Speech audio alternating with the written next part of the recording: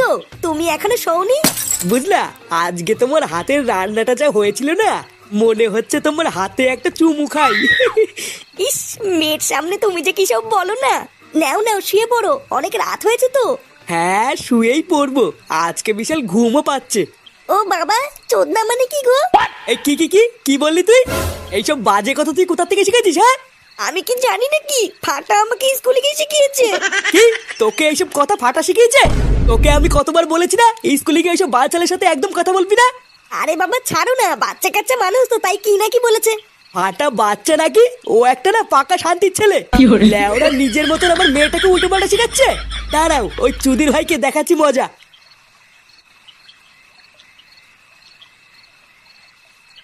দিনের বেলায় যেমন তেমন, কিন্তু রাতের দিকে শীতটা একটু বেশি পড়ছে, কি বলো? হ্যাঁ, তা যা বলেছে। কি হলো কাকা, থেমে গেলে যে? কেমন যেন একটা আজব শব্দ আসছে না?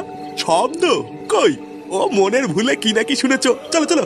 আর না রে হরি, একটু ভালো করে কান পেতে শোন। আমি কেমন যেন একটা শব্দ পাচ্ছি। ও তোমার বুড়ো বয়সে বিমৃতি হয়েছে কাকা, আর এই শীতের মধ্যে দাঁড়িও না, চলো চলো। কাকা, তুমি মনে হচ্ছে ঠিকই শুনেছিলে গো। এটা আবার কিসের শব্দ? হ্যাঁ রে হরি, জায়গাটা না খুব একটা ভালো লাগছে না রে, আমাদের তাড়াতাড়ি এখান থেকে বেরোতে হবে।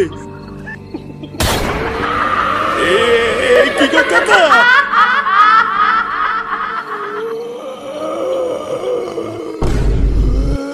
হরি, এই হরি, হরি আমাকে ছেড়ে যাস না।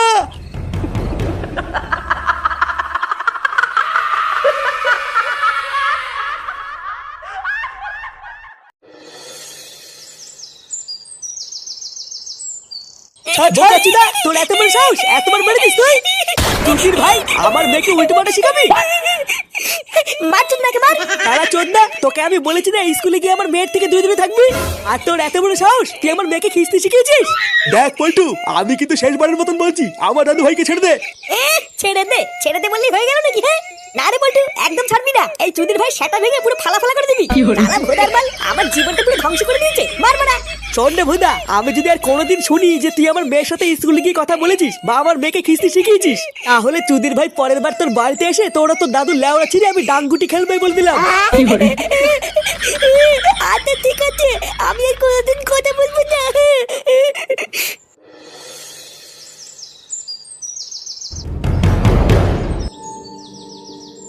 কি আশ্চর্য, কালকে সকালেই হারান্দার সাথে কথা বললাম, আর এক রাতের মধ্যে এত কিছু ঘটে গেল, এ তো আশাই করা যায় না। আমার তো দেখেই বুকের ভিতরটা কেমন কেঁপে কেঁপে উঠছে। একটা জলজান্ত মানুষের কি অবস্থা! আরে দেখে বুঝতে পারছি না কি সাংঘাতিক ভয়ঙ্কর ভাবে একটা জলজান্ত মানুষকে মেরে ফেলেছে। একটা চোখ উপড়ে নিয়েছে, আবার পুরো শরীরটাও পুরো ফ্যাকাশে হয়ে গেছে, যেন মনে হচ্ছে পুরো শরীর থেকে কে যেন রক্ত চুষে খেয়ে নিয়েছে। বাবারে বাবা, আমি তো পুরো শিওর এটা কোনো ডাইনিরই কাজ, না হলে তো এটা কোনোভাবেই সম্ভব না। হ্যাঁ, ঠিকই বলেছো। এই পুঙ্গা মেরেছে, এই সে বাবা কি হয়েছে? পল্টু, দেখছিস তো কাল রাতে গ্রামে কি হয়েছে? হ্যাঁ, সে তো দেখতেই পাচ্ছি। তা কি করে এমন হলো সেটা কি জানতে পারলি? না রে পল্টু, তেমন কিছু জানা যায়নি, তবে গ্রামের সবাই বলছে এটা নাকি কোনো ডাইনির কাজ। ভালো করে তাকিয়ে দেখ, মনে হচ্ছে গলার কাছে কে যেন কামড় দিয়ে সব রক্ত চুষে নিয়েছে। এই যে চোদনা, শুধু কি রক্ত চুষেছে নাকি, চোখের লেওড়া তো তুলে নিয়ে গেছে। এই দিন না বলে না, এই সিন আমি দেখতে পাচ্ছি না। উড়ি পল্টুদা, ব্যাপারটা দেখে কি বুঝলা? এটাই বুঝলাম যে এইরকম ঘটনা কিন্তু আমাদের গ্রামে এর আগে আরো অনেকবার ঘটেছে, আর প্রতিবারের মতন এই ঘটনাটাও কিন্তু কোনো সাধারণ ঘটনা না। এই ব্যাপারটা নিয়ে আমাদের সবাই মিলে একটু গ্রামের মোড়লের বাড়িতে যেতে হবে, বুঝলি? তারপর আলোচনা করে দেখতে হবে।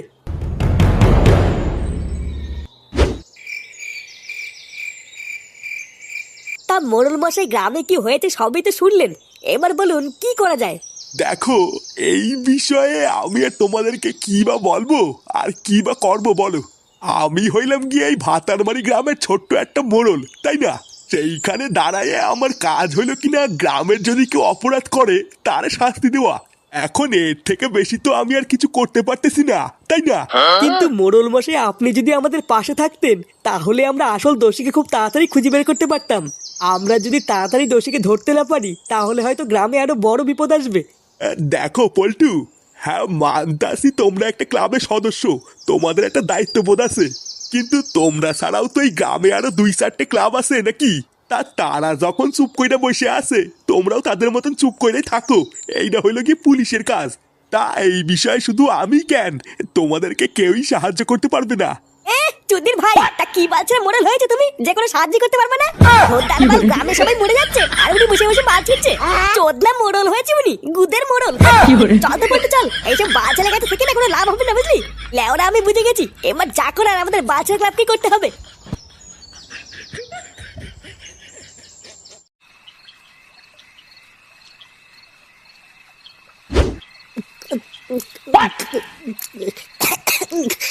লেওরার বাল কোনো চুদ নাই, কোনো কাজের না, জানিস তো? ওদা আমরা কত আশা করে গেলাম, ভাবলাম গ্রামের মোড়ল হয় হয়তো কোনো সাহায্য টাহায্য পাবো। আর বুকাচুদা মোড়ল বলে কিনা এটা নাকি উনার কাজ না। তা উনার কাজটা কি? হ্যান্ডেল মারা? চোদ না, আমি যদি গ্রামের মোড়ল হতাম না তাহলে দেখিয়ে দিতাম চোদন কাকে বলে। হ্যাঁ সবই তো বুঝলাম, কিন্তু তুইও তো খোঁজে যাচ্ছিস কেন? কোন বাল কি করলো কি না করলো ওসব আমাদের দেখে লাভ নেই, আমরা আমাদের দায়িত্ব পালন করলেই হবে।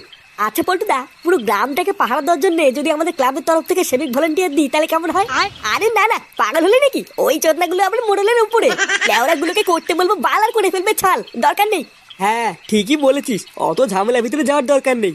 দাঁড়া, কাল সকালটা হোক, তারপরে ঠান্ডা মাথায় ভেবে দেখতে হবে আমাদের ক্লাবের তরফ থেকে গ্রামের সেফটির জন্য কি করা যায়।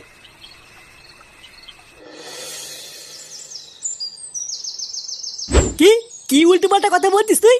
হ্যাঁ গো পল্টুদা, আমি একদম উল্টোপাল্টা কথা বলছি না। ক্লাবে আসার পথে তো গ্রামের লোকজনরা তাই বলছিল। তোমার বিশ্বাস না হলে তুমি ফটকে জিজ্ঞাসা করো না, ফটকেও তো ছিল আমার সাথে। হ্যাঁ রে পল্টু, ল্যাংচা ঠিকই বলছে, কাল রাতে নাকি গ্রামের আরো একজন মারা গেছে। আমি আর ল্যাংচাতে প্রথমে শুনে বিশ্বাসই করতে পারিনি যে কাল রাতে আরো একজন একইভাবে মারা গেছে।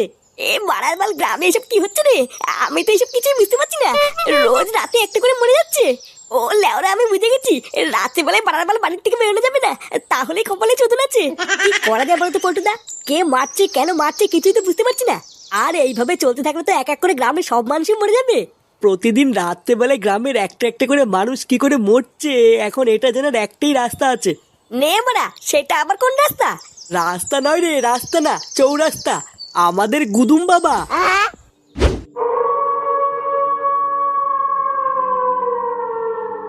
আরে চোদন, এই মালটা তো দেখছি উড়ে বেড়াচ্ছে রে। হ্যাঁ ফুটো, হাত জোর কর। আরে দাঁড়া বাড়া, আগে বুঝতে দে ব্যাপারটা কি হচ্ছে এখানে। এই মালটা কি কোনো দড়ি টড়ি ধরে ঝুলে আছে নাকি? বাবা আমাদের রক্ষা করো বাবা, আমরা অনেক দূর থেকে বিপদে পড়ে তোমার কাছে এসেছি। এখন আমাদের এই বিপদের সময় আপনি আমাদের শেষ ভরসা বাবা, আপনি আমাদের রক্ষা করুন। বল, কি করতে এসেছিস এখানে? ওই রক্তদোষের হাত থেকে মুক্তি পেতে? হ্যাঁ বাবা, তুমি তো সবই জানো, প্রতিদিন রাত্রিবেলায় আমাদের গ্রামের একজন করে মেরে ফেলছে, তুমি আমাদের এর হাত থেকে বাঁচাও বাবা। বম ক্রিং ক্রিং ছট। চোদন খড়ের চোদন খেয়ে গিয়েছে তার সম্মান, ছটফট করে তিলে তিলে নিয়েছে তার জান।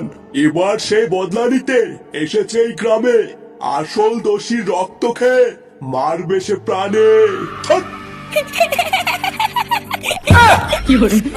গুরু, চ্যাটা ভাঙা কবিতা বললে তো? হ্যাঁ, ল্যাওরাটা মূর্খচি দেখালো, মালটার কিন্তু ট্যালেন্ট আছে। হ্যাঁ, চুপ সুধীর ভাই, তুই আমাকে মূর্খ বললি? আমি মাধ্যমিক পাস। তারা চোদনা, মাধ্যমিকে আর 1 নম্বরের জন্য আমি স্টার পাইনি, কেন জানিস? কারণ আমার পেনের কালি ফুরিয়ে গেছিল। বলছি বাবা, তুমি ওর কথা কিছু মনে করো না। এবার তুমি আমাদের বলে দাও বাবা, কে সেই দোষী যার জন্য আমাদের গ্রামের রক্তচোষাটা এত বড় ক্ষতি করছে? আর এই রক্তচোষাটা কোথায় বা থাকে আমরা তো কিছুই জানি না বাবা। ও থাকে একটা গভীর জঙ্গলের পুরনো বাড়িতে, আর রাতের অপেক্ষা করে, কারণ রাত হলেই ও প্রতিশোধ নেওয়ার জন্য ওর বাড়ি থেকে বেরিয়ে আসে। তারপর যাকে সামনে পায় তারই রক্ত চুষে খায়। কিন্তু বাবা, সেই দোষীটাকে যার জন্য ও আমাদের গ্রামের সবার রক্ত চুষে খাচ্ছে? সে আর কেউ নয়, তোদেরই গ্রামের মোড়ল। কি? হ্যাঁ, আর ওই মোড়লকে ধরে তোরা যদি একবার কোনোভাবে ওই রক্তচোষার বাড়িতে নিয়ে যেতে পারিস, তবেই ওই মোড়লকে ওর নিজের হাতে মেরে তারপর শান্ত হবে, নয়তো আর হবে না।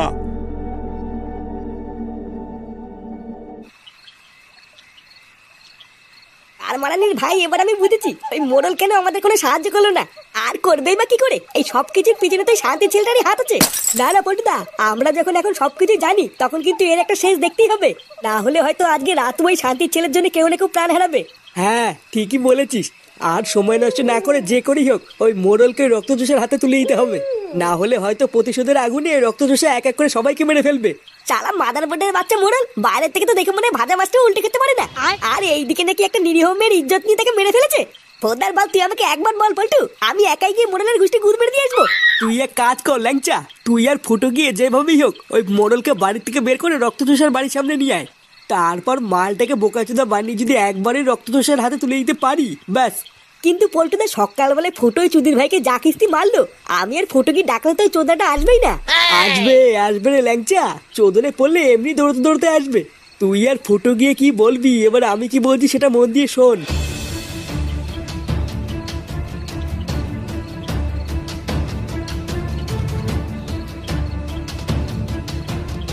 কি আমার কথা কি ক্লিয়ার নাকি ভেজাল আছে? আরে হ্যাঁ হ্যাঁ, বুঝে গেছি বুঝে গেছি। এবার বারা তোরাও দেখবি এই ফুটোর অ্যাক্টিং কাকে বলে। মোড়ল কাকু, ও মোড়ল কাকু, কাকু কই গো? এই এত রাতে কিনা রে? এ কি তোরা, তোদের এত রাতে কি চাই? লেওড়া গুলো বেড়েছে আমার বাড়ি থেকে। এ মা কাকু, তুমি তো দেখছি এখনো খোঁজে আছো। সকালের কথা কিছু মনে করো না কাকু, আসলে রাগ হয়ে গেছিল তো, তাই কি নাকি বলে ফেলেছি। এই দেখ ছোকরা, রাত করে না নাটক মারাবি না, ঠিক আছে? যা কবি তাড়াতাড়ি ক, না হলে বেরো। আরে কাকু, তোমার জন্য একটা হেভি খবর নিয়ে এসেছি গো, শুনলে তুমি এখনই লাফাবা। এই গ্রামে যে খুনগুলো হচ্ছিল না, সেই খুনিগুলোকে আমরা একটু আগে পাশের জঙ্গলে পুরো বাড়িতে ধরেছি। কি কস, ধরে ফেলাইছিস? আরে হ্যাঁ মানে হ্যাঁ, সত্যি ধরে ফেলেছি। পল্টু আর ফটকে তো ওখানেই আছে। আর শুধু ধরিনি, ধরার পরে আমরা এটাও জানতে পেরেছি যে ওরা ডাকাত। ডাকাত? ডাকাতে করছে এই কাজ? হ্যাঁ গো কাকু, আর আমরা ধরার পরে এটাও জানতে পেরেছি ওদের কাছে প্রচুর টাকা পয়সা সোনা দানা আছে। হ্যাঁ মানে হ্যাঁ, প্রচুর প্রচুর। ওই জন্য তো লেওড়া তোমাকে ডাকতে এসেছি, তুমি হচ্ছে গ্রামের মোড়ল, ওইসব টাকা পয়সা সোনা দানা সব তোমার কাছেই রেখে দেবে। এই সুধীর ভাইগুলো রাত দুপুরে কয় কি টাকা পয়সা সোনা দানা অনেক কিছুই আছে। একবার যদি ওই টাকা পয়সা সোনা দানাগুলো হাতে পাই, আমি তো অনেক বড় লোক হয়ে যাবো নে। না, এ দেখছি ঘরের লক্ষ্মী নিজেই হাইটে হাইটে আইছে, এই সুযোগ ছাড়া যাবে না। কই কই, চল চল, আমারে নিয়ে চল। আসো আসো কাকু, তাড়াতাড়ি আমাদের পিছন পিছন আসো।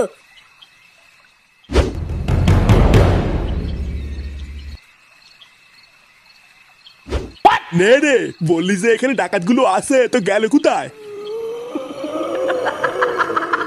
এই কিটা রে, কিটা? দেখ ঢ্যামনাগুলো তোরা কি ভাবতেছিস?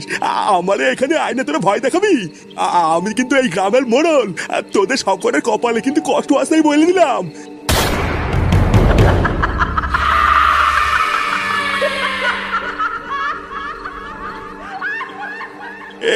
কি তুই?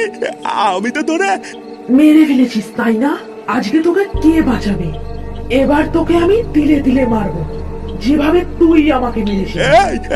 এই কি বলতেছিস এইসব? আমারে তুই মারবি?